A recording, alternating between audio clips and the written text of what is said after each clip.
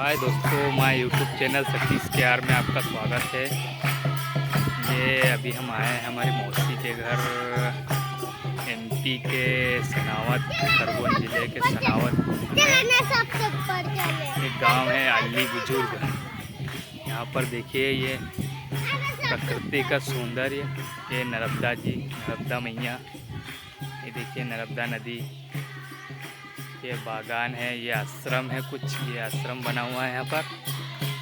ये कुछ नाच गाना हो रहा है, ये देखिए ये कुछ नाच गाना हो रहा है। ये आज 11 है, तो ये 11 पे आज नाच गाना हो रहा है। ये भैया कुछ है जो भक्ति संगीत गा के कुछ नाच गाना कर रहा है। ये आश्रम है, ये आश्रम का मंदिर है। देखिए आपको मैं आगे जाके बताता हूँ।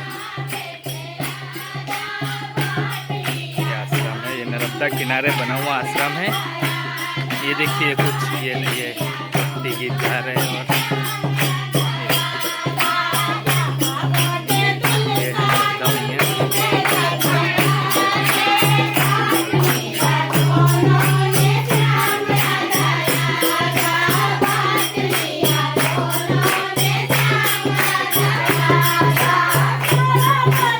अच्छा मौसम है, बारिश